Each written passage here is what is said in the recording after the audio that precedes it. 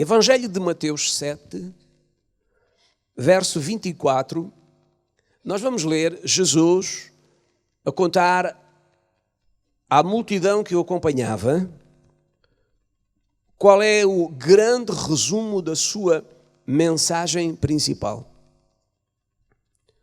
Jesus, quando começa o seu ministério, nós reparamos isto pelo escrito de Mateus, que Jesus, ele começa por ensinar.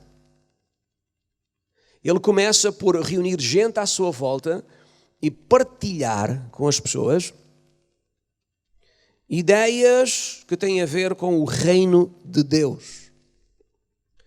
E para Jesus, ensinar as pessoas a respeito de coisas que elas entendam é muito importante. Porque na realidade, aquilo que você não entende, você não tem como praticar na sua vida. Ninguém pratica na sua vida alguma coisa que não entendeu primeiramente. É interessante que Jesus, quando contou a parábola do semeador, não sei se conhecem, ele disse, o semeador saiu a semear, há uma parte da semente que cai à beira do caminho. Vieram as aves e comeram. Depois, quando Jesus foi dar aos seus discípulos a definição daquela parábola, ele diz assim, aqueles que ouvem a palavra e não a entendem, Satanás rouba a semente da palavra. Anote bem isto.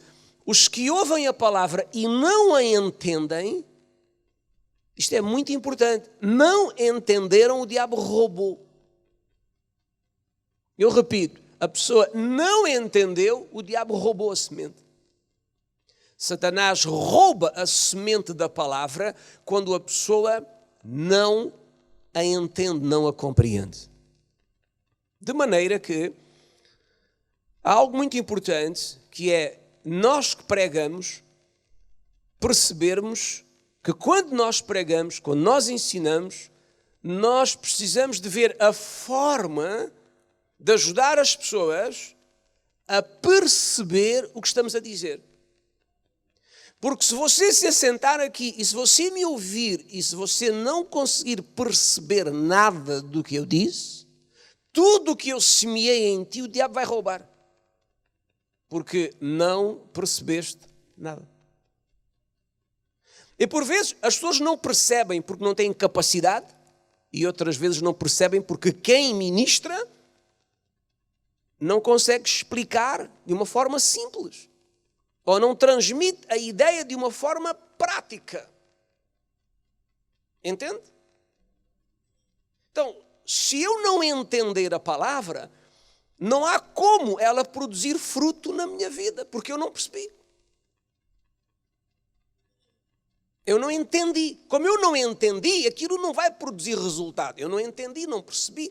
Ninguém consegue praticar na sua vida alguma coisa que lhe foi ensinado e que a pessoa não percebeu, não entendeu. Termina perguntando, mas aquilo quer dizer o quê? Então Jesus tinha o cuidado de falar de uma forma simples e prática. Duas ideias importantes nos ensinos de Jesus. Coisas simples e práticas. Porque o simples é facilmente compreensível. E o prático produz resultado.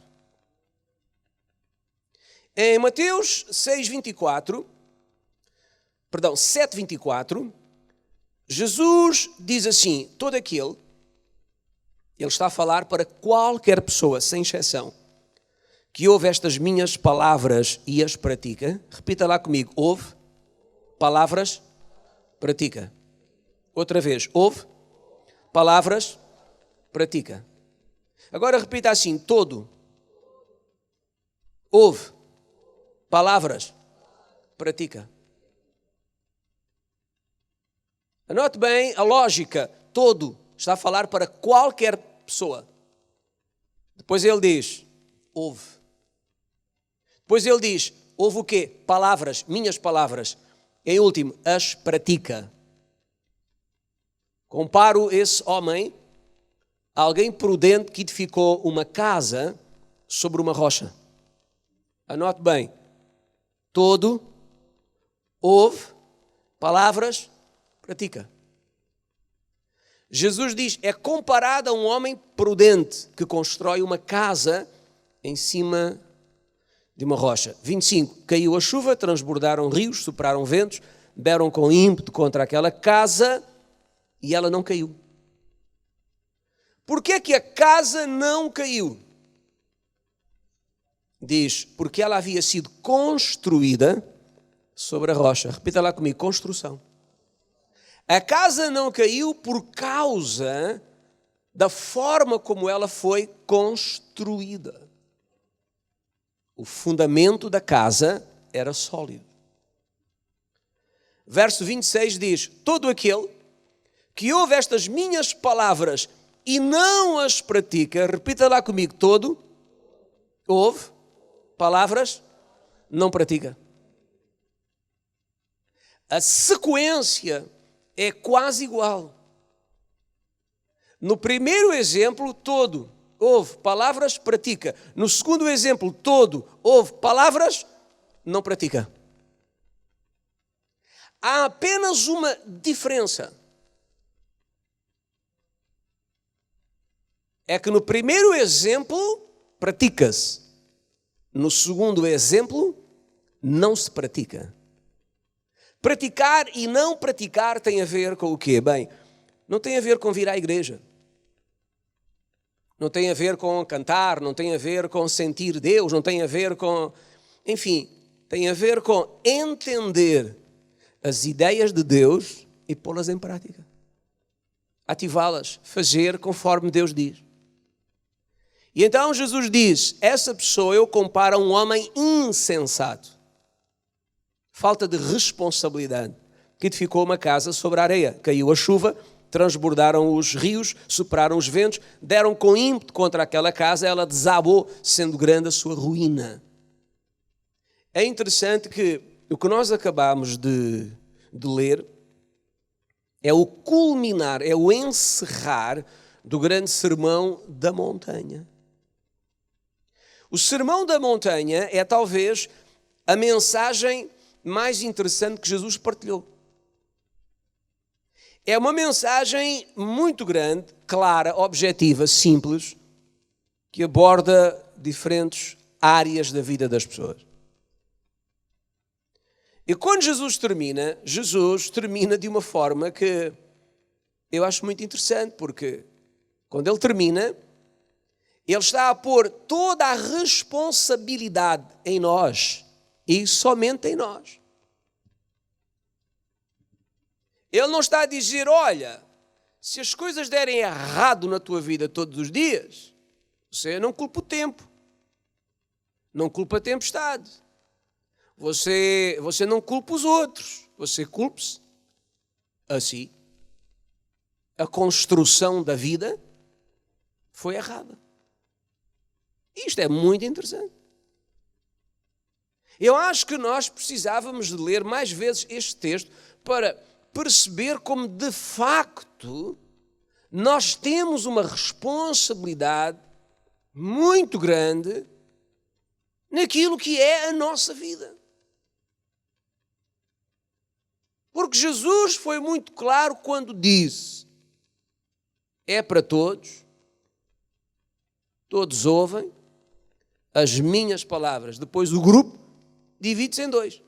Uns praticam, outros não praticam. E como a tempestade, quando vem para todos, aqueles que praticaram, eles construíram a sua vida sobre fundamentos sólidos. E ainda que a terra trema, a casa fica de pé. Mas aqueles que não praticaram, quando o chão treme, a casa abana, racha, cai. A responsabilidade está do nosso lado. Então eu queria dizer aos irmãos o seguinte, Jesus disse, ou deu a entender que todo ser humano, quantos seres humanos? todos os seres humanos, ao viverem, estão em processo de construção. Nós estamos a construir permanentemente. Amanhã, sábado, vai ser um dia de construção. Porque amanhã vai ser um dia em que você vai ter relacionamentos, vai fazer escolhas, vai tomar decisões. Isso é uma construção. Amanhã você vai falar. Amanhã você vai pensar. Amanhã você vai sentir. E isso é uma construção. E por isso todos nós estamos em permanente construção de alguma coisa. De maneira que aquilo que hoje eu estou pensando, sentindo, falando, decidindo, escolhendo, amanhã tem um reflexo na minha vida. Foi o que Jesus deu a entender. Jesus também disse que só há 2 fundamentos para edificar. 2. A concordância e a discordância. Não há mais. A concordância e a discordância. Do quê? Da verdade. Você diz, o que é verdade, pastor? O Pilatos também perguntou o que é verdade. Só que foi embora sem ouvir a resposta. A verdade são os princípios de Deus que estão revelados na Escritura. Isso é verdade. De maneira que sempre que você ouvir alguém expressar algum tipo de ideia, estilo de vida, que não está de acordo com os princípios de Deus, isso não é verdade.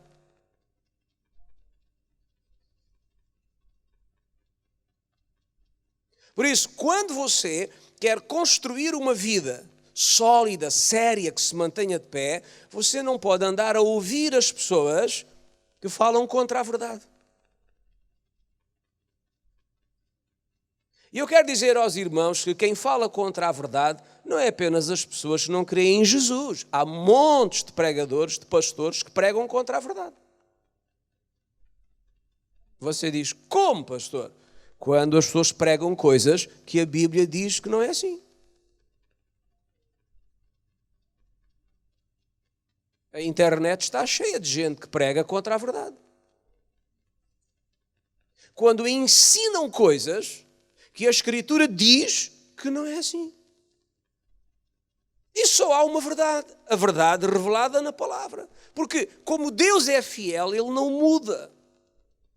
Aquilo que para Deus há 2000 anos era errado, hoje é errado.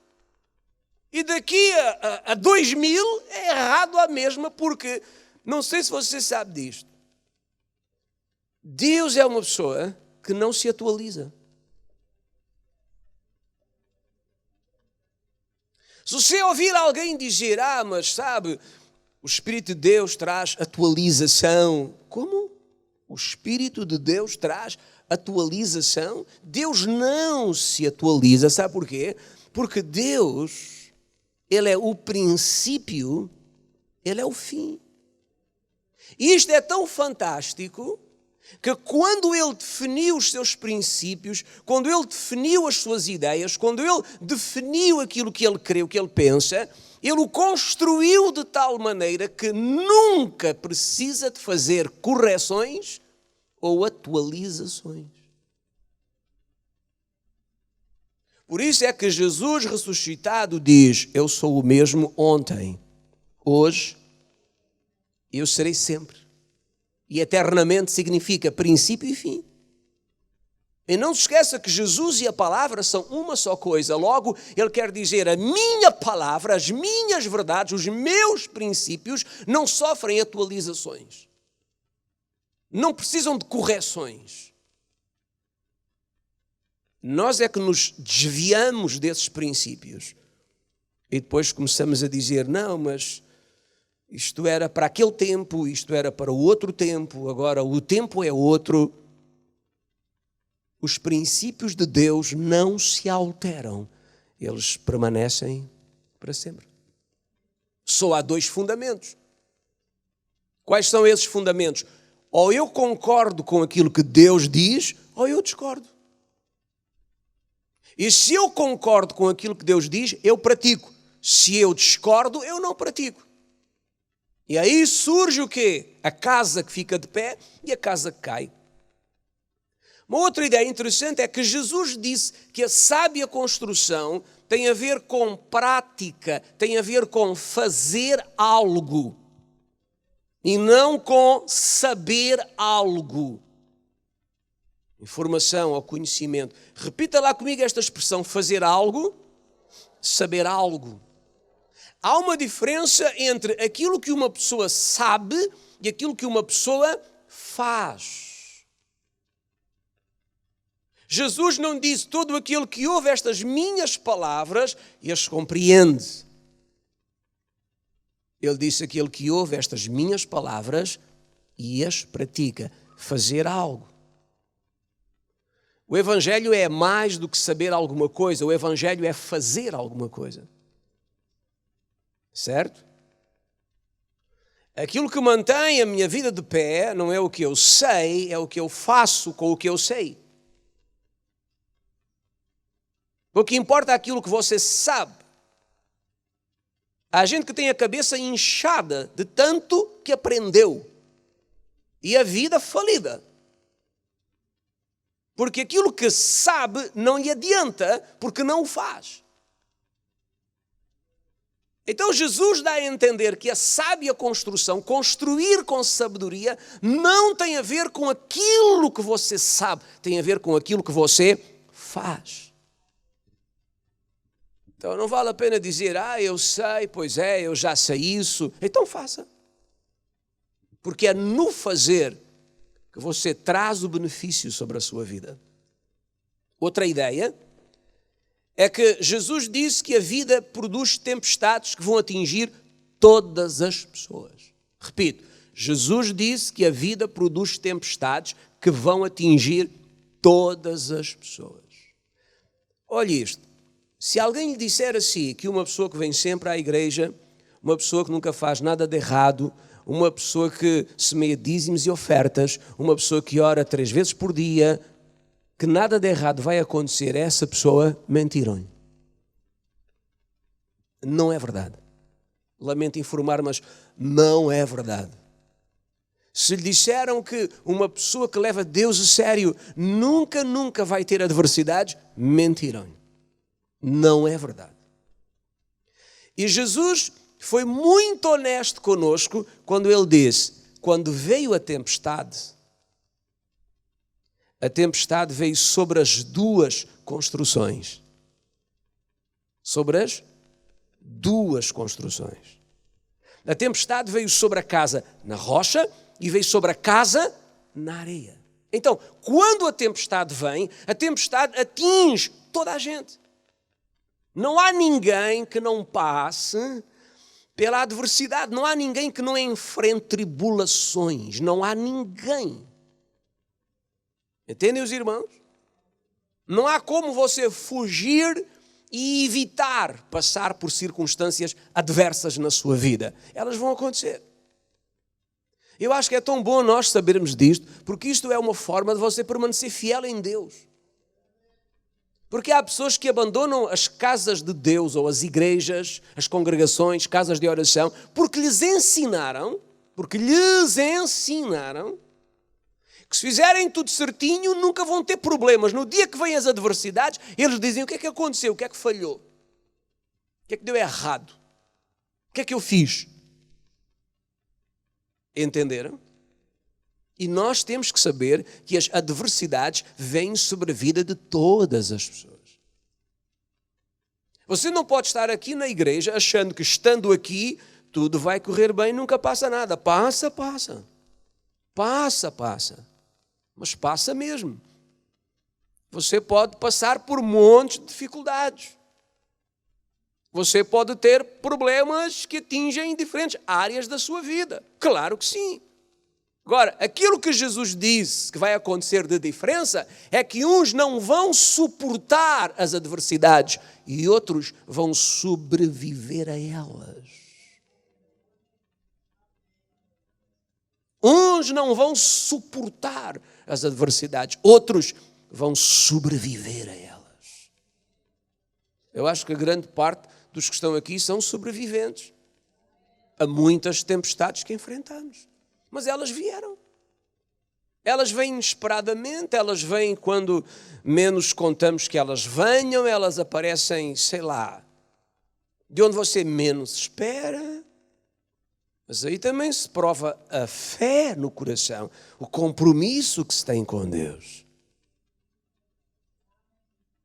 Quem construiu na rocha sobrevive, permanece, mais lascado, menos lascado, mas aguentou-se.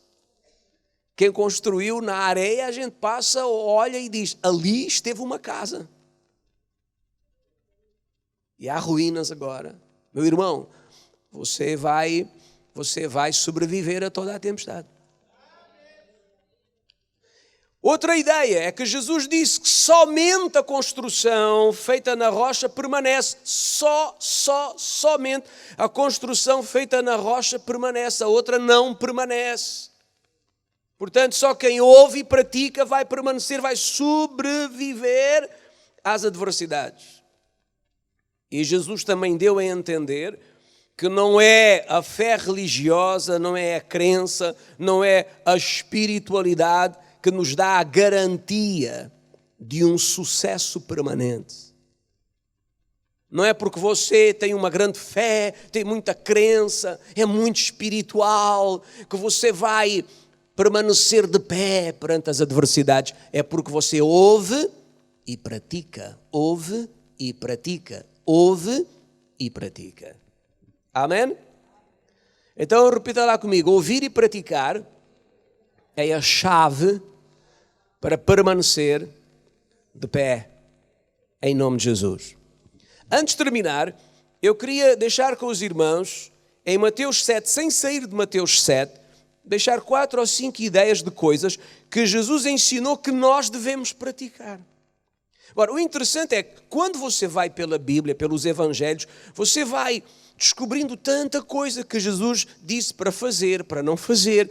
E é isso que nós temos que aprender, tem que ser claro para nós praticarmos. Por exemplo, em Mateus 7, verso 1, nós lemos assim, 7:1 de Mateus. Jesus disse, não julgueis, repita lá comigo, para que não sejais julgados. Outra vez, não julgueis para que não sejais julgados. Desta palavra eu vou tirar uma ideia de um princípio que nós devemos viver na nossa vida, que é o seguinte: preocupe-se mais com a sua vida do que com a vida dos outros. É um princípio do reino, é um princípio de Deus. Preocupe-se mais com a sua vida do que com a vida das outras pessoas. Alguém disse que quem se preocupa em demasia com a vida dos outros é porque não tem uma vida para si mesmo. E quando não temos uma vida própria, quando não temos uma vida nossa, então nos preocupamos com a vida de um outro alguém. E quando nós nos preocupamos com a vida dos outros, e aqui preocupar é intromissão, nós estamos a construir sobre a areia. Quando Jesus diz, não julgue para não ser julgado, no fundo ele quer dizer, não se intrometa na vida dos outros. Governe a sua vida, dirija a sua vida.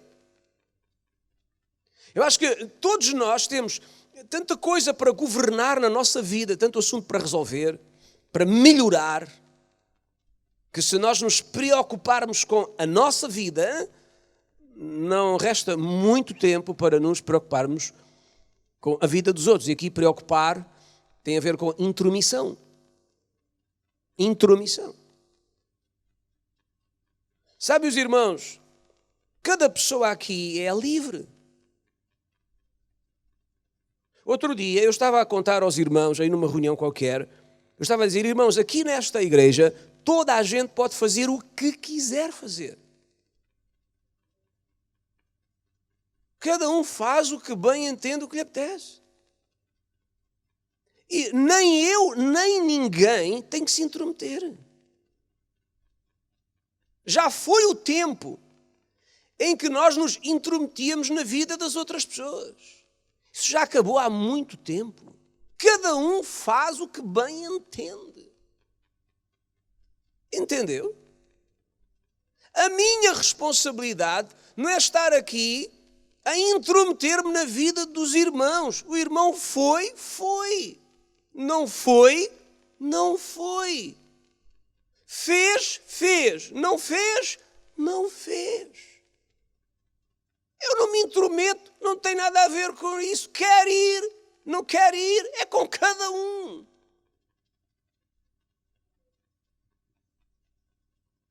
Alguém me ouviu? E Jesus diz, não julgue para não ser julgado, ou seja, preocupe-se com a sua vida.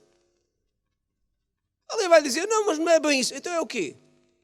Então é o quê? Quando Jesus diz no verso 3, porque vês tu o argueiro no olho do teu irmão e não reparas na trave que está no teu próprio. O que é que ele quer dizer com isto? Porque é que tu reparas naquilo que acontece na vida do outro e não reparas naquilo que acontece na tua própria vida? O que ele quer dizer é, preocupa-te com a tua vida. Preocupa-te com aquilo que tens que governar, corrigir, construir na tua vida, deixa a vida do outro. Isto é construir sobre a rocha e não sobre a areia. A vida dos outros não me interessa. O que os outros fazem, dizem, vão, têm, não me interessa. Certo? E também não deve interessar a nenhum dos irmãos. Cada um é livre de viver a sua vida. Acabou. E a minha responsabilidade como pastor é subir aqui e mostrar aos irmãos a verdade e o erro. Depois cada um vai embora para a sua casa e faz como bem lhe apetece. Certo? É simples. Ai, pastor, eu posso? Pode.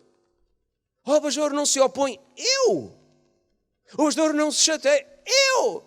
Pastor, se eu for, se eu fizer, o que é que eu tenho a ver com isso? Quero lá saber. Eu não sou seu pai, nem sua mãe. Eu sou apenas alguém que prega a palavra, ensina princípios de Deus e o estimula a viver esses princípios. O resto, meu amigo, cada um que se cuide.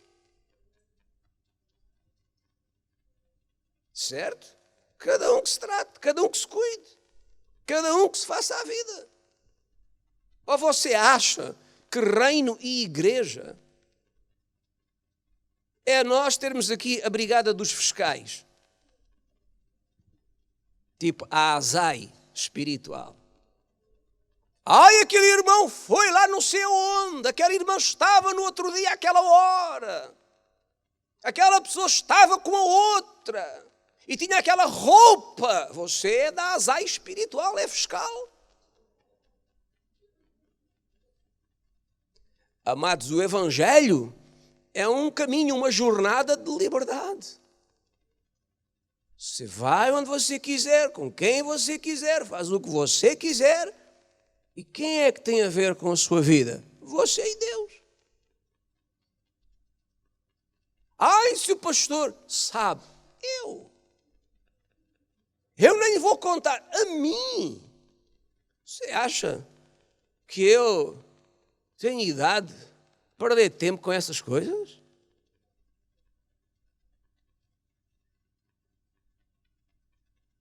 Acha? Eu não sou fiscal. Nunca trabalhei, nem trabalhar para a azai espiritual. Tenho pó dessas coisas.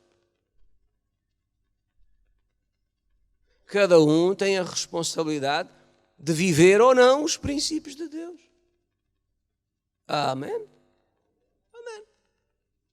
Então, isto é um princípio de Deus, que é o seguinte: preocupe-se mais com a sua vida do que com a vida dos outros.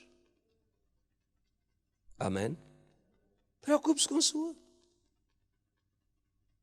Domine a sua vida, reine na sua vida, governe a sua vida. Deixe a vida dos outros.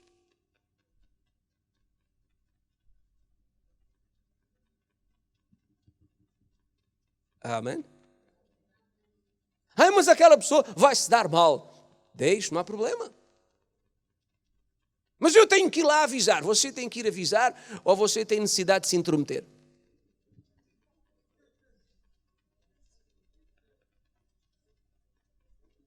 Por vezes esta coisa de que eu tenho que ir avisar é uma necessidade que a gente tem de se meter na vida dos outros.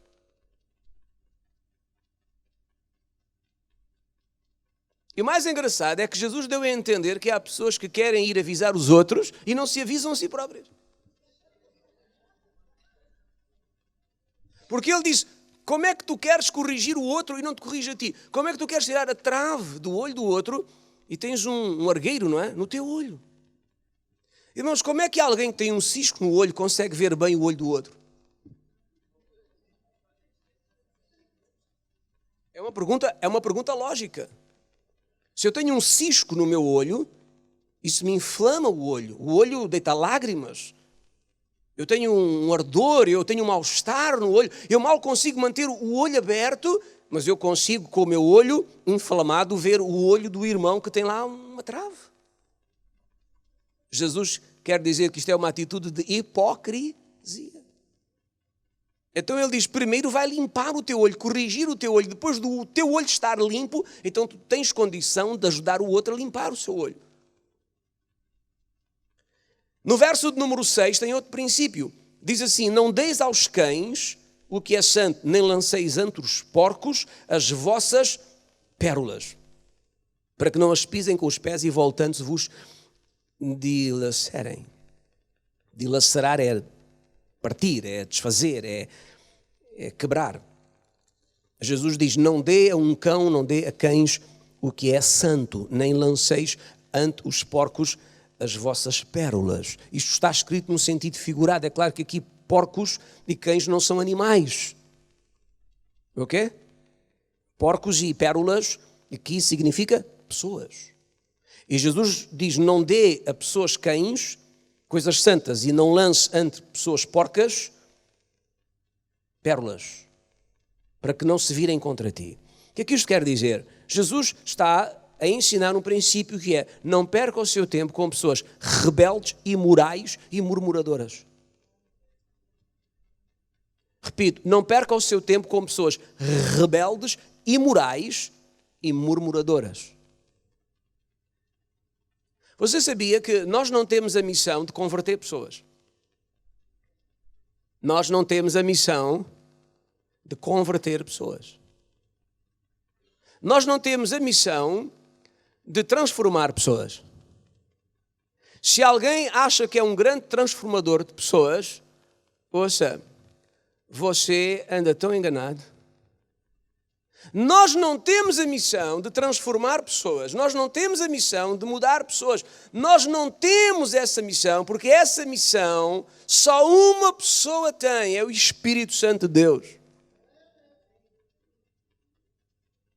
Sabe qual é a nossa missão? Jesus disse: preguem o Evangelho. Ele nunca disse: transformem as pessoas, mudem as pessoas. Eu disse uma grande verdade agora. Ninguém entendeu? Jesus disse para pregar o Evangelho, ele não disse para transformar pessoas. Ele não disse para você mudar pessoas. Não vale a pena você andar atrás de uma pessoa ou obrigar a pessoa a mudar. Não faça isso, não faça desta maneira, faça daquela, é assim que tem que ser. Ouça, se o Espírito de Deus não convencer a pessoa, ela faz tudo certo uma semana. Mas quando o Espírito Santo convence a pessoa, ela faz tudo certo, entre aspas, ela nunca mais é a mesma a vida toda. Por isso é que Jesus disse, preguem o evangelho a toda a criatura, o resto faço eu. Vocês só têm que pregar, anunciar, dizer às pessoas que eu sou o caminho, a verdade e a vida, que eu morri na cruz para perdoar os pecados, quem crê em mim tem a vida. E então é interessante que Jesus diz assim, olha, vocês não percam o vosso tempo a tentar salvar rebeldes, imorais e murmuradores. Que é o que significa cães e porcos. A expressão cão tem a ver com uma pessoa rebelde e murmuradora. O cão é uma imagem da pessoa que morde, da pessoa que é agressiva, que tem atitudes de insubmissão, de conflito, de rebelião. O porco é o símbolo da imoralidade. E Jesus é muito claro quando diz assim, olha, construa sobre a rocha. Por exemplo, você não perca o seu tempo com pessoas que querem viver de rebelião, de murmuração e de imoralidade. Ah, não, mas eu vou salvar aquela pessoa. Macacos me mordam se eu não arranco aquela pessoa da cova. Cuidado, você pode ficar lá junto.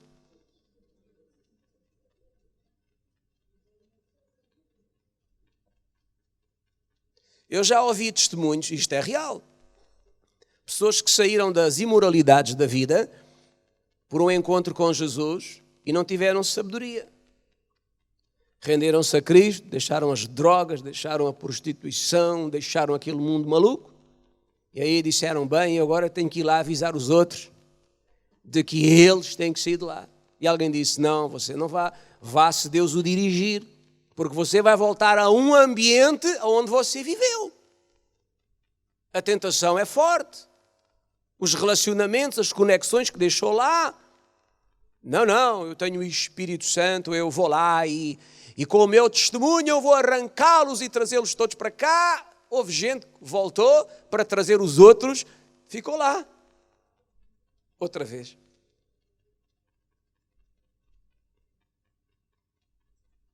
Então, Jesus está a dar a entender que você não deve perder o seu tempo maravilhoso com pessoas que insistem em ser pessoas rebeldes, pessoas imorais e pessoas murmuradoras. É dar um tchau e seguir o seu caminho em nome de Jesus. Ai, não! Porque eu não concordo e não penso assim. Ótimo, você é livre de não pensar assim.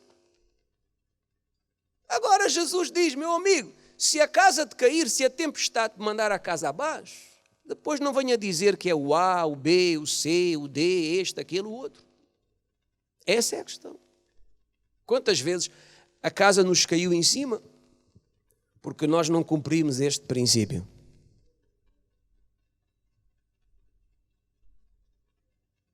Verso 12. Diz assim, tudo quanto, pois, creis que os homens vos façam, assim fazei-o vós também a eles. Olha que fantástico. Aquilo que eu quero que me façam a mim é aquilo que eu devo fazer. Eu repito, aquilo que eu quero que me façam é o que eu devo fazer. O que é que você gostava que fizessem assim? Nada. Exatamente. Então você também não faz nada a ninguém e fica tudo em nada. Mas de repente há alguém que diz, eu gostava que as pessoas me dessem, por exemplo, ofertas, presentes diferentes daqueles que me costumam dar, que é sempre cuecas e meias. Então eu acho que aquilo que você quer que lhe deem a si é o que você deve começar a dar. Eu gostava que me oferecessem um telefone, então você compra um, vai oferecer a alguém.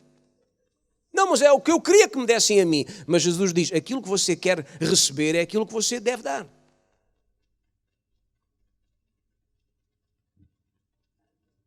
Eu gostava que em vez de me darem cartões com textos, poemas, me dessem umas notas, de vez em quando. Então você vai e dê. É Jesus que diz. O que eu quero que me façam é o que eu devo fazer. Então, qual é este princípio? É semear o que você pretende vir a colher. E com o tempo manifesta-se. Repito, semeie o que você pretende vir a colher. Repita lá comigo. Semear o que eu pretendo vir a colher. O que é que você pretende vir a colher amanhã? Ai, não sei, pastor, estou a ver o que é que a vida me traz. Sério? Você acha que a vida é assim tão estúpida? Repito, você acha que a vida é assim tão estúpida? O que a vida me trouxer. Não sei o que é que a vida me vai trazer. Acha que a vida é assim tão estúpida?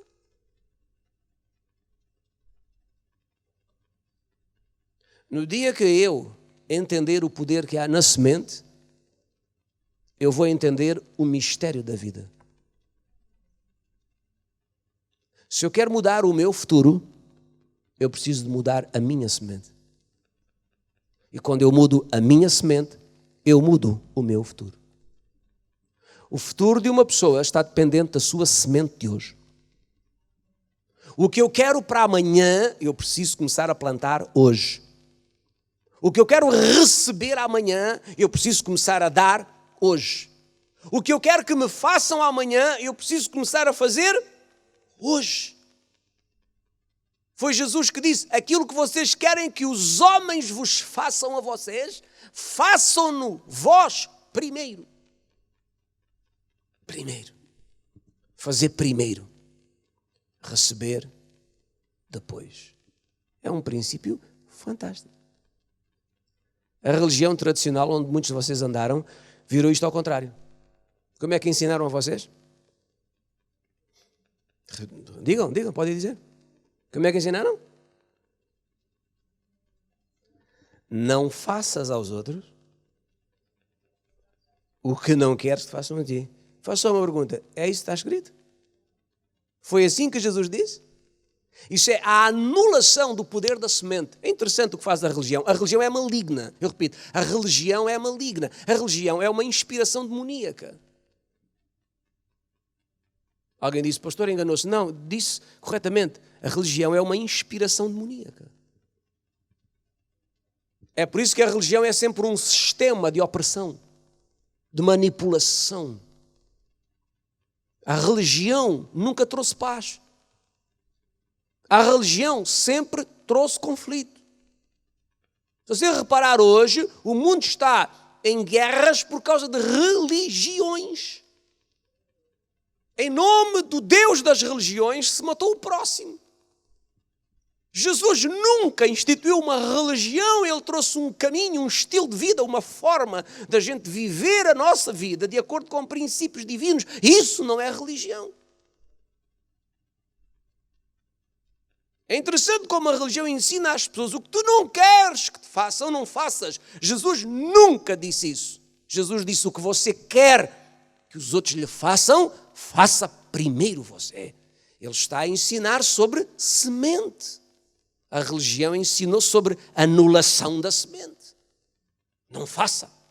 Se você não fizer, também não lhe fazem. E Jesus diz, não, é o contrário. Se você fizer, vão fazer. Então aquilo que você quer que lhe façam, faça-o primeiro.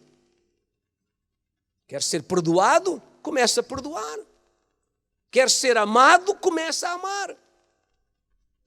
Você quer receber abraço? Abrace. Você quer ser feliz? Faça os outros felizes. Pronto, já não falo mais sobre o assunto. Verso 13. Diz assim, verso 13. Entrai pela porta estreita. Porta quê? Porque larga é a porta, e espaçoso o caminho que conduz à perdição, e são muitos os que entram por ela. Isto sobre a porta estreita, isto é um problema, não é? A porta estreita, o caminho é estreito. Se você quer entrar na porta estreita, não pode levar bagagem. Mas qual bagagem?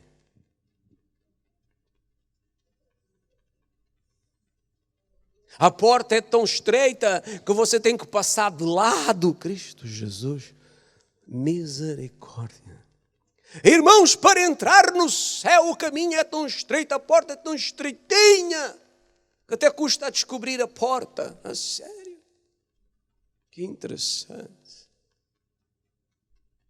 Você ouve Jesus e é o contrário. Jesus chegou e disse: aquele que acreditar em mim tem a vida eterna. Ele não diz: aquele que acreditar em mim, jogar a bagagem fora, as malas fora. Jesus não diz: aquele que crer em mim tiver uma religião, aquele que crer em mim nunca faltar um culto, aquele que crer em mim e se fizer tudo certo. Ele nunca disse nada disso. Você ouviu o poder desta palavra? Acreditar que Jesus é quem Ele disse que Ele era. E quando lhe perguntaram: mas quem és tu? Ele intitulou-se Filho do Deus Altíssimo. Depois ele disse: eu também sou o único caminho de acesso do homem a meu Pai. Disse que Deus Todo-Poderoso era o Pai dele. Disse que ele era o caminho para o céu. Disse ele: eu sou o caminho para o céu. Mas ele disse: eu sou a porta. A porta para o céu sou eu. Disse ele: a porta sou eu, o caminho sou eu. Sem mim ninguém entra, ninguém passa. Eu sou o único. Isso é fantástico. Isto é o Evangelho. O Evangelho é isto, irmãos. Ele é o único, é o caminho, é a porta, ponto final, acabou. E nós temos que pregar em todo lugar que Jesus é o único, é o caminho, é a porta e não há mais nada. Quem crer em mim tem a vida. Tem a vida. Eu tenho a vida. E se você andar atrás de mim, você encontra montes de defeitos. Cuidado, não anda atrás de mim. Hein? Se você andar atrás de mim, você diz: isto é pastor? Ainda. Mas eu sei de uma verdade: eu não sou salvo porque eu sou boa pessoa. Eu não sou salvo porque eu faço tudo certo. Eu não sou salvo porque a minha vida é um exemplo, eu nunca erro, eu nunca falho. Isso é o quê, irmãos? Que mentira é essa? Que hipocrisia é essa? O inferno está cheio de gente santa, bandidos hipócritas, sepulcros caiados, santos por fora, por dentro é podre. Eu sou salvo porque eu acredito que Jesus é quem Ele disse que Ele é. Eu sou salvo porque eu creio que Jesus é o Salvador da minha alma. Alguém diz: pastor, e o preço que se paga pela salvação? Irmãos, a minha foi grátis. Não paguei nada. Porque no dia que eu quiser pagar alguma coisa, Ele fica irritado.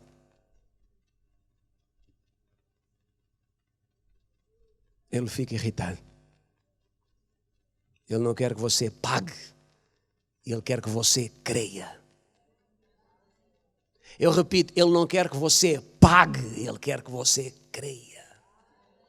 Se você me disser que há um preço por pregar o Evangelho, isso é outra coisa. A gente sofre por ter igreja, cuidar de pessoas, pregar a palavra. Você também vir à igreja, família contra, oposição, resistência no trabalho, gozam, escarnecem. Quando tudo vai bem, ninguém vê. Quando você vence, ninguém repara. Quando você se constipa, então o teu Deus não te livrou da gripe? Não é verdade?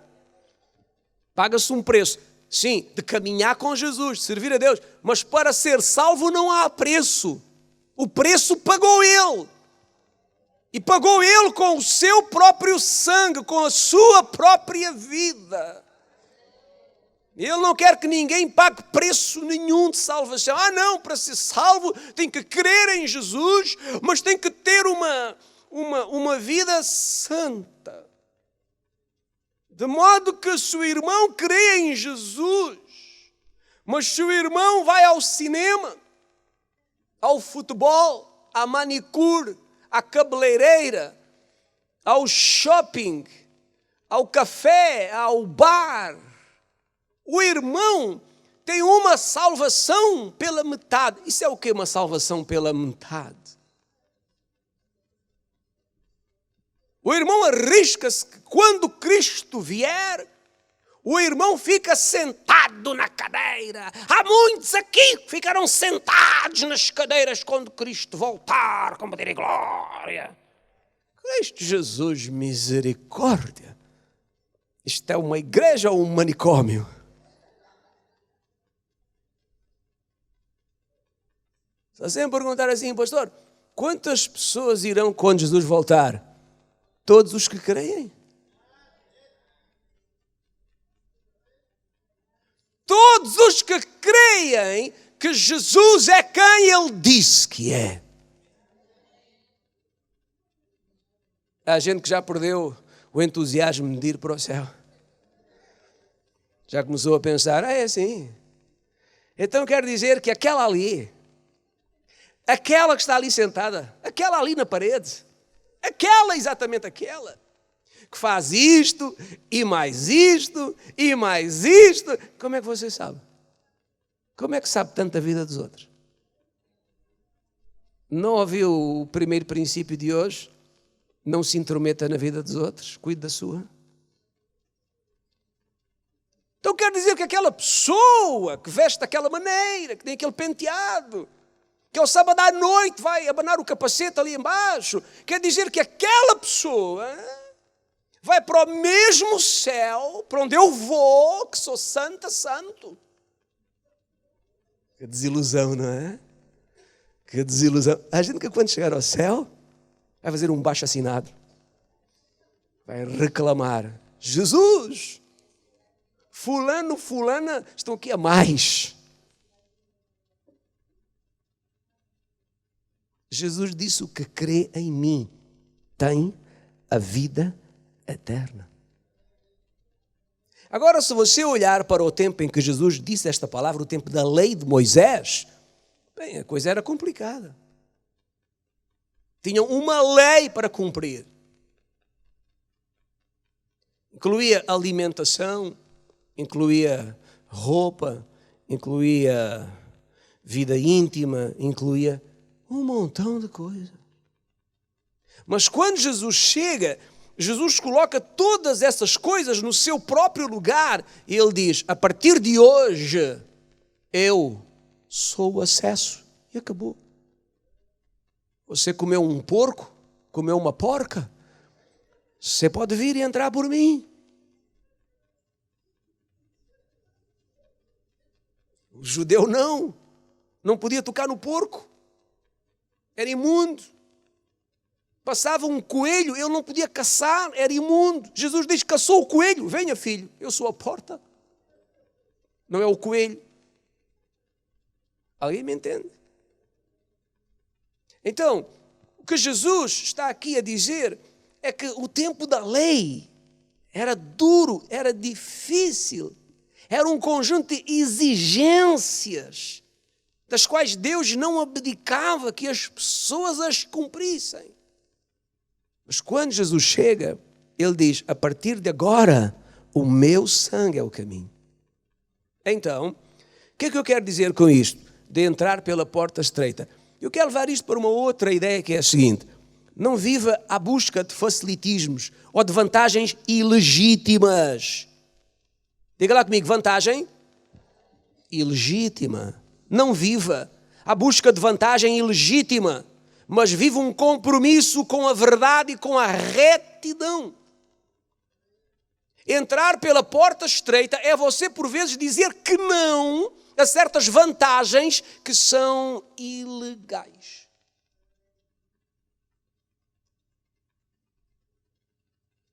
Alguém te propôs ser testemunha no tribunal. E alguém te diz: temos é que contar esta versão dos factos. Eu sei que é um risco. Em compensação, você vai receber umas mocas. O irmão é de Cristo, aleluia, mas já senta a unção.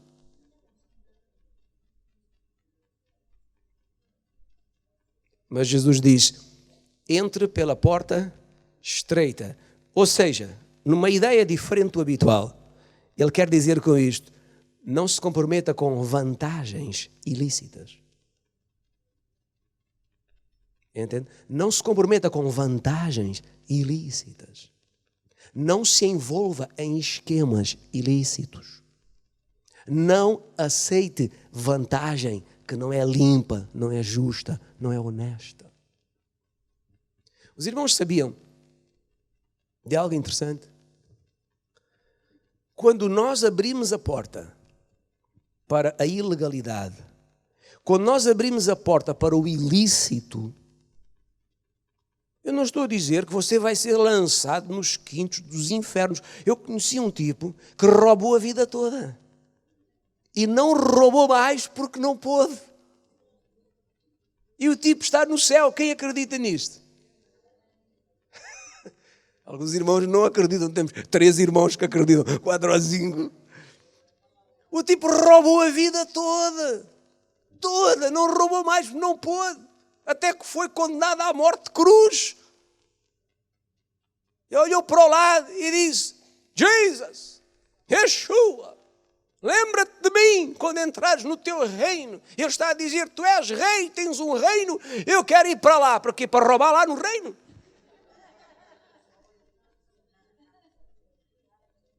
Em misericórdia de mim, rei Jesus.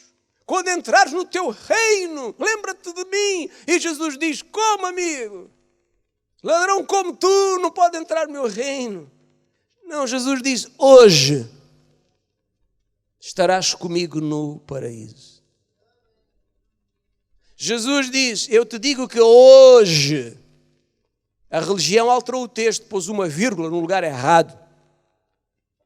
Eu te digo hoje, vírgula, que estarás comigo no paraíso, um dia, depois de passares o purgatório e por aí. Interessante como a malta distorce. Jesus disse, eu te digo que hoje estarás comigo. Jesus não disse, eu te digo hoje, vírgula, que um dia estarás. Jesus disse, hoje estarás. Como é que um homem que roubou a vida toda, hoje vai estar no paraíso? Por crer que Jesus é quem ele disse que era. Impressionante, não é? Então, eu não estou a dizer que uma pessoa que se mete em coisas ilegais, ela vai ser lançada nos quintos dos infernos. Bem, meus irmãos, se fosse assim, então metade da igreja estava no inferno. Metade dos pastores estavam entalados a arder no fogo. Ai, cala-te. O que eu digo é que quando nós abrimos a porta para o ilícito, nós estamos a fragilizar os fundamentos da nossa construção. E no dia da tempestade, é fácil a casa cair. Essa é a ideia. Quando você abre a porta da sua vida para o ilícito que hoje te favorece, amanhã vai te denunciar. É por isso que há gente hoje, até gente grande, com nome e tudo, eles davam até anos de vida para poder voltar atrás e não terem aceito certas vantagens ilícitas, certas ajudas ilícitas. Porque no princípio soube bem o ilícito. Era favorável, era fácil. O problema é que depois, mais tarde, o que era ilícito e que era uma vantagem, era bom, era agradável, tornou-se um peso, uma carga demasiadamente pesada. Mandou abaixo anos de construção. É por isso que eu digo aos irmãos, são princípios. Nós é que construímos. Você é que diz sim ou não. Você é que sabe. Eu quero lá saber. Eu já lhe disse, você é livre, faz tudo o que você quiser. Alguém lhe propôs alguma coisa ilícita, pastor, eu posso? Irmão, claro que pode, com esse brilho nos olhos. Você está desesperado para aceitar. Agora já sabe, se você constrói dessa maneira, corre o risco de um dia, aquilo que hoje é uma vantagem confortável, mas ilícita, virar-se contra si.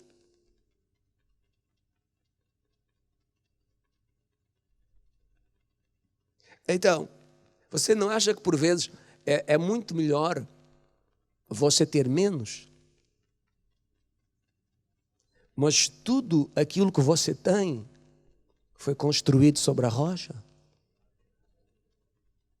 Você não acha que é melhor você ter menos vantagens, mas aquilo que você possui é resultado de honestidade, é resultado de integridade, não é resultado de uma vantagem ilícita? Eu não me venha com a história, pastor, há mais quem faça. Você é tonto. Eu perguntei, você é tonto? Você é tonta? Não entenderam, tenho que falar uma linguagem que todos entendam. Você é maluca? Você é doido, irmão? Que conversa é essa? Que todos fazem assim. E você quer o fim que os outros vão ter? Então, evita andar em caminhos de vantagens ilícitas.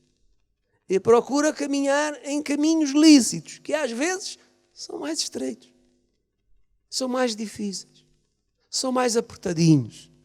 Não se pode correr tão rápido, mas ao menos você sabe com aquilo que você conta. Amém. Em último lugar, verso 15 e 16, e a gente termina já, porque está na hora, não é? 15, 16, 7, 15, 16. Acautelai-vos dos falsos profetas, que se vos apresentam disfarçados de ovelhas. Como é que vem um falso profeta? Disfarçado de... Amém. Você sabe, um falso profeta nunca vai aparecer com uma vestimenta de lobo. Se vier de lobo, você diz, uau, um lobo. Um falso profeta vem sempre de ovelha, vestido de ovelha, com uma capa de ovelha, a berrar parecido com uma ovelha. Mas por dentro, interiormente, são lobos roubadores. Lobos roubadores. Verso 16, ele diz, pelos seus frutos os conhecereis. Não diz pelas suas palavras, diz pelos seus frutos. Certo? Os conhecereis. Colhem-se porventura uvas de espinheiros ou figos dos abrolhos? Aqui você encontra um outro princípio de construção. Nós temos que examinar o que nós recebemos e de quem nós recebemos as coisas espirituais. Eu tenho dito nos últimos tempos que todas as pessoas têm espíritos. Assim como as comunidades têm espíritos. Assim como as cidades têm espíritos. Assim como as nações têm espíritos. Por exemplo, uma pessoa que tem um ministério de rompimento de cidades ou de nações, são pessoas que têm uma grande sensibilidade aos espíritos que estão nos territórios. E quando alguém que tem um ministério de rompimento espiritual chega, por exemplo, a uma cidade, passa lá um dia ou dois, ora, e a pessoa percebe qual é o espírito que governa aquela cidade. Por exemplo, em todas as cidades há prostituição, mas há cidades cujo espírito dominante é a prostituição. Em todas as cidades há crime, mas há cidades onde o espírito predominante é o crime violento, o homicídio, o assassinato. Em todas as cidades há roubos, há corrupção, mas há cidades, há nações que o espírito predominante é a corrupção, é o roubo. Deu para entender? E eles percebem qual é o espírito que governa aquele território. O espírito que governa uma comunidade. O espírito que governa uma pessoa. É interessante aquilo que Jesus diz. Ele diz, vocês tomem cuidado com os falsos profetas, porque por fora a aparência é de ovelha, mas dentro é um lobo roubador ou destruidor. E os irmãos sabem que aquilo que uma pessoa passa para outra não é o que ela tem fora, é o que ela tem dentro de si. Vamos imaginar que eu sou um homem de Deus, aleluia, glória ao Senhor. Queria contar aos irmãos que morri. Tem que ser assim para convencer, não é? Fui arrebatado ao céu. Vi coisas incríveis que nem vou contar. Também não tenho para contar porque nunca lá fui, mas pronto. Depois fui ao inferno. É uma história arrepiante. E você me ouve falar e diz, aleluia, que coisa maravilhosa. Mas você, ouça, você não discerne, você não ora, você não diz, Pai, abre-me os olhos. Eventualmente eu sou um tipo imoral, imagino, sou um tipo imoral. Eu venho com uma aparência de ovelha, mas eu sou um imoral. Só Deus, eu e o diabo é que sabemos. Você não sabe. Então dentro de mim, imagine, há um espírito de imoralidade, imagine. Há um espírito de imoralidade que governa o meu íntimo. E você vem me ouvir uma vez, duas e três. Eu digo palavras bonitas. Eu conto experiências bonitas. E você está embasbacado comigo. Aí eu te convido para orar por ti e tu vens à minha oração. E então eu faço alguma coisa que significa transferência, que é impor mãos. E eu ponho as minhas mãos sobre a tua cabeça e oro por ti. E a gente que não sabe que impor mãos significa fazer transferência. Bem, o que é que de facto eu estou a transferir para ti? Eu estou a transferir do meu gosto musical? Eu estou a transferir do meu gosto em me vestir? Não, eu estou a transferir do que eu tenho dentro de mim. Não é do que está fora, é do que está dentro de mim. E se eu tenho um espírito de imoralidade que governa a minha vida, então é esta influência que eu estou a passar para ti.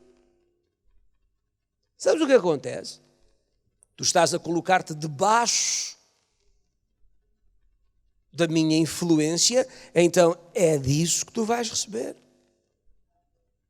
Então, a partir de uma certa altura, tu começas a sofrer tentações de imoralidade. Tu começas a ser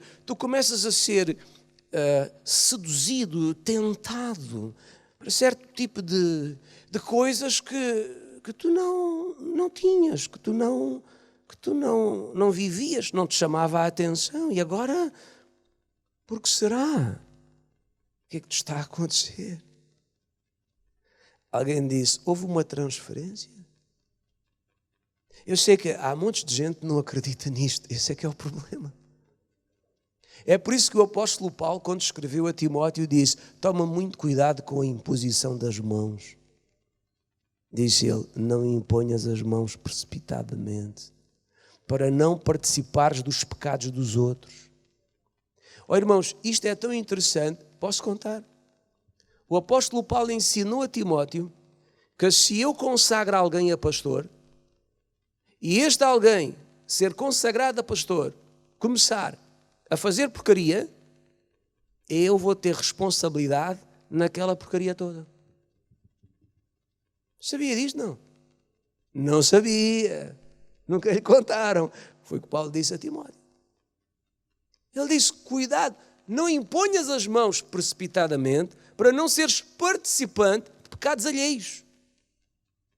Ou seja, Paulo está a dizer a Timóteo, tu não consagres ninguém para ser ministro sem primeiramente teres ensinado a pessoa, treinado a pessoa, espremido a pessoa, provado a pessoa, feito a pessoa crescer, dar fruto, prova. Ele até disse que para ser diácono, ninguém faz isto hoje. Lá está, nós abdicamos de princípios de Deus para introduzir as nossas ideias. Paulo ensinou que ninguém devia ser um diácono sem ser experimentado, provado, apertado nos calos. E se for aprovado depois dos apertos, então sim, sirva. Se não, não. Impressionante, ninguém faz isto. Porquê? Por causa da responsabilidade de quem elege, de quem promove. A imposição das mãos é algo responsável. E é alguma coisa que transfere. Por isso impõe-se as mãos. O impor da mão significa que um tem autoridade sobre o outro, um sujeita-se ao outro, um recebe do outro. Impor a mão é eu passar para ti do que eu tenho. É por isso que eu digo aos irmãos, eu ensino aos irmãos aqui na igreja há muitos anos, cuidado com quem lhe põe a mão na cabeça. Sabe que uma vez eu estava numa reunião grande, num evento grande, onde estava muita gente, e começaram a impor as mãos sobre as pessoas. E veio um camarada assim todo a abanar-se, com as mãos levantadas, e eu agarrei-lhe assim as mãos e baixei-lhe as mãos. E disse, a mim você não me impõe as mãos, que eu não o conheço. Ficou assim com uma cara. Aí o organizador do evento mandou chamar os pastores que estavam presentes, venham todos. E eu subi também, pois ele chamou, eu fui. Quando terminou a reunião, aquele camarada veio ter comigo e disse-me assim, eu queria pedir desculpa, eu não sabia que você era pastor. Ok, na boa, tudo bem. Mas a mim não põe as mãos na cabeça, que eu não sei quem você é. Eu não o conheço. A mim só me põe as mãos na cabeça que eu conheço. Pessoas que eu sei que têm uma vida como deve ser. Não é que as pessoas não errem, mas eu já ensino aos irmãos, há gente que não erra, é um erro. E você vai reparar que há muita gente que gosta muito de pôr as mãos em cima da cabeça dos outros. Você vai para casa, dói a cabeça. Você vai para casa, tem tonturas, você vai para casa e não fica bem. Coisas que você não tinha aparecem. Coisas negativas. Tentações. A vida parece que começa a andar para trás. Coisas estranhas. Mas que é isso? Não. Eu quero ser ministrado por pessoas que eu sei quem são. Mas Jesus disse para pôr as mãos sobre os enfermos. Ok, vai pôr a mão sobre aquele camarada que está lá no meio da rua, todo arrebentado. Nesse não vai.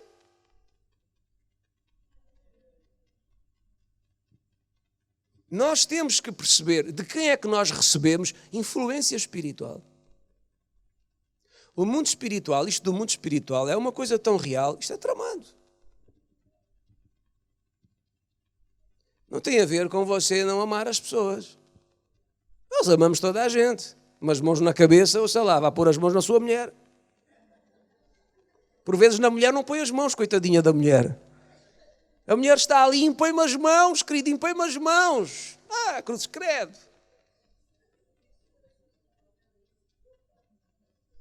Olha, estão aqui irmãs. Parece-me.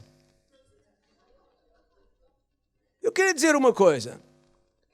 Se você entender que é de Deus dar um estaladão em alguém, amém, você é livre. Já disse, você aqui nesta igreja é livre. Você sabia que há gente malandra? Que vem com as mãozinhas levantadas, cheias do espírito da imoralidade.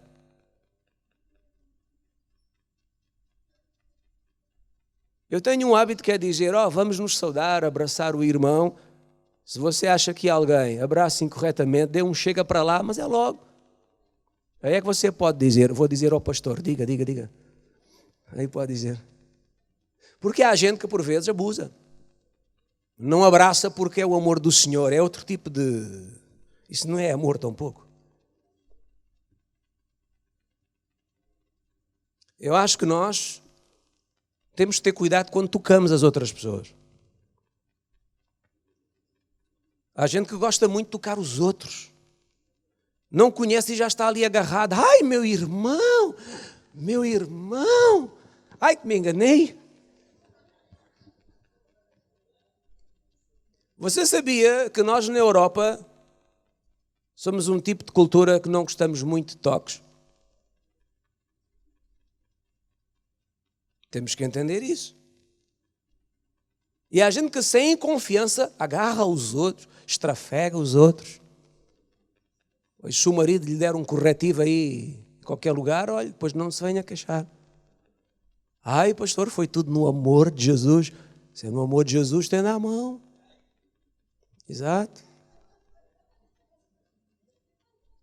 Eu estou a dizer isto porque às vezes há pessoas que são assim um bocado estranhas. São governadas por sentimentos e espíritos um bocado esquisitos. Não sei se eu me expliquei bem. Há gente que diz, pastor, mas isto é a igreja. Exatamente. E na igreja há coisas assim. Oh, meu amado irmão, tudo é possível.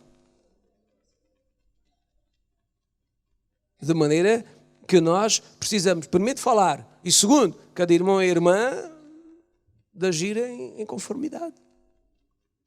Porque a casa de Deus também não é a casa da mãe Joana. Assim é que é, disse a irmã. Os irmãos entenderam?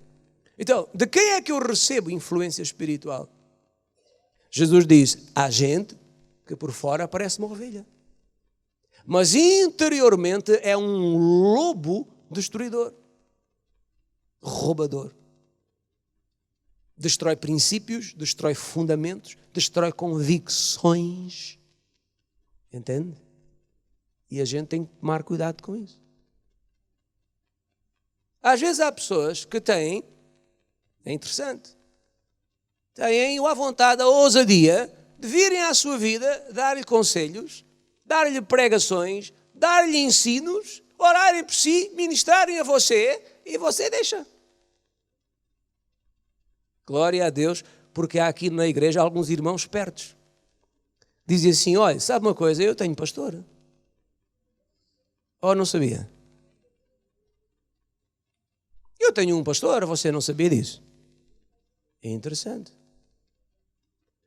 Amados irmãos e irmãs, existem lobos vestidos de ovelhas. Meus irmãos, quando gente quer entrar à força na sua vida, ponha-se a pau. Você não tem um pau? As irmãs também têm um pau, certo? O que é um pau? É uma atitude de prevenção e defesa. Quando as pessoas querem entrar à força na nossa vida, fazer parte da nossa vida sem a gente pedir, intrometer-se, dar opinião, dar sentença, dar profecia, dar visão, dizer o que é que Deus tem para nós. Espera lá, mas eu não tenho casa de família, eu não tenho altar, eu não tenho pastor, eu não tenho comunidade. Isto é interessante isto. Jesus disse, guardai-vos. Eu tenho que me guardar, você tem que se guardar. E cada um tem que se guardar. Então, examine de quem você recebe, o que recebe, de quem recebe as coisas espirituais. E isto é apenas 2 ou 3 ideias de tanta coisa que Jesus ensinou e que ele disse que tem a ver com construir na rocha ou construir na areia. Meu irmão, eu já vi pessoas trabalharem tanto para se levantarem e construírem com Deus, até que um lobo veio vestido de ovelha, transferiu uma unção estranha, um espírito estranho, aquela pessoa nunca mais se endireitou. Aquela pessoa começou a cair em pecados que o outro também tinha. Os mesmos pecados